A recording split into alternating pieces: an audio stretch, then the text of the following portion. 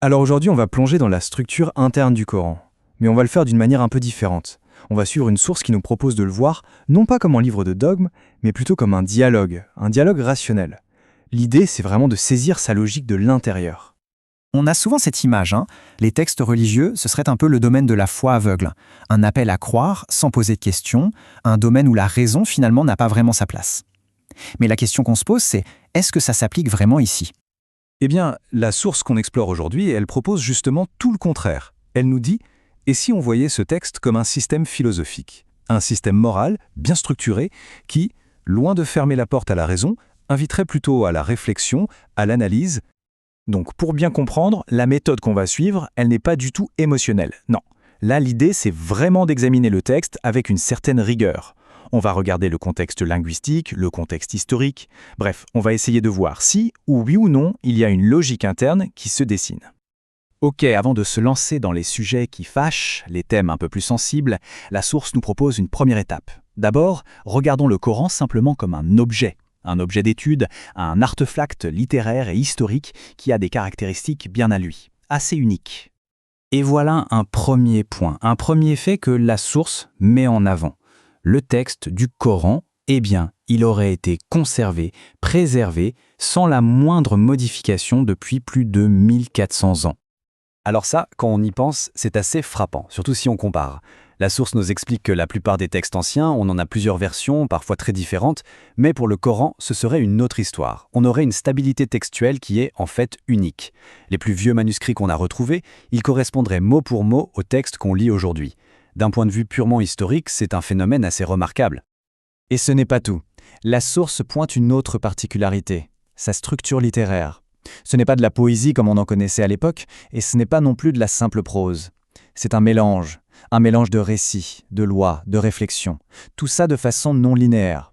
Et pourtant, et c'est là que c'est intéressant, malgré ce style un peu déroutant, il y aurait une cohérence logique interne parfaite.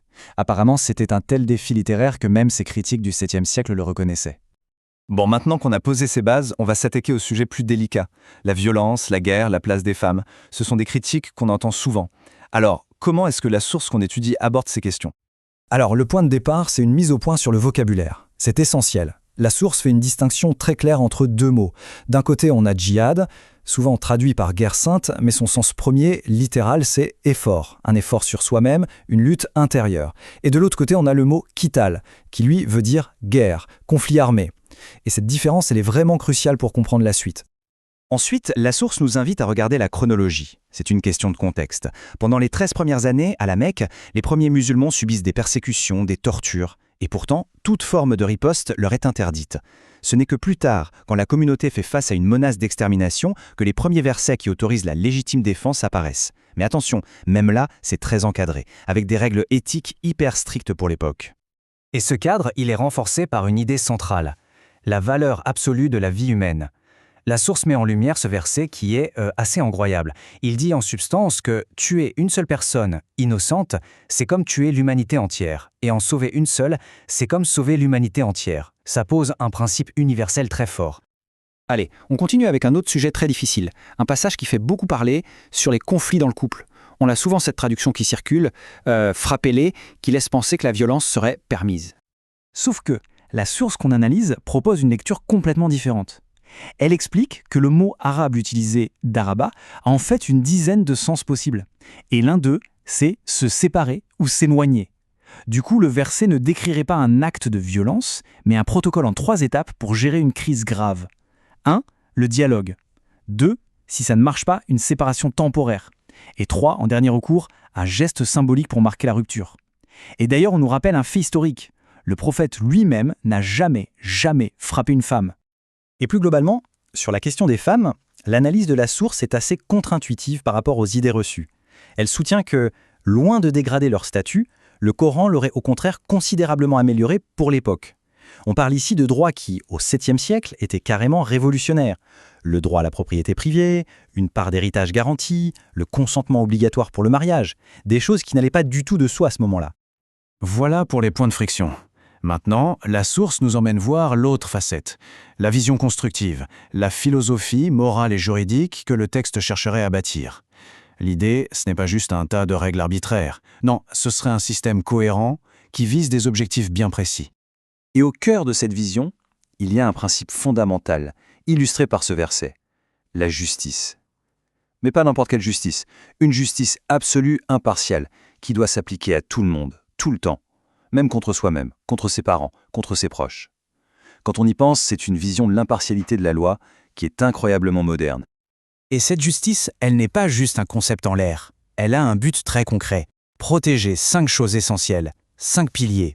Et selon cette analyse, chaque règle, chaque loi dans le Coran peut être reliée à l'un de ces 5 objectifs. Protéger la liberté de conscience, la vie, la raison, la famille et la propriété. C'est ça la logique qui se cacherait derrière tout le système. Prenons le premier pilier par exemple, la liberté de conscience. Pour illustrer ça, la source met en avant un verset très connu et très clair, « Nulle contrainte en religion ». Ça veut dire quoi? Ça veut dire que la foi, ça ne s'impose pas, ça doit être un choix, un cheminement personnel et libre. Une idée qui va, on doit le dire, à l'encontre de pas mal de clichés.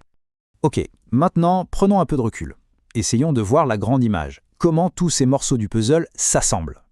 Eh bien, la source nous propose de voir le Coran non pas comme quelque chose de complètement nouveau, une rupture, mais plutôt comme la suite d'une histoire, une continuité. L'idée, c'est que le message de base, le cœur du message, n'aurait jamais vraiment changé. Que ce soit Moïse, Jésus ou Mohamed, ils auraient tous appelé au même grand principe, croire en un Dieu unique et établir la justice. Dans cette optique, le Coran ne serait donc pas une nouvelle religion, mais plutôt la confirmation, le rappel final d'un seul et même message universel. Et tout ça, ça nous amène à la question finale, celle qui conclut cette analyse. Si on prend en compte sa logique interne, sa préservation historique assez unique et ce message de continuité, alors la question se pose. Le Coran, est-ce une religion complètement nouvelle ou est-ce que c'est plutôt le dernier chapitre d'une seule et même grande histoire spirituelle, une histoire partagée par une grande partie de l'humanité? C'est une question qui, c'est sûr, laisse à réfléchir.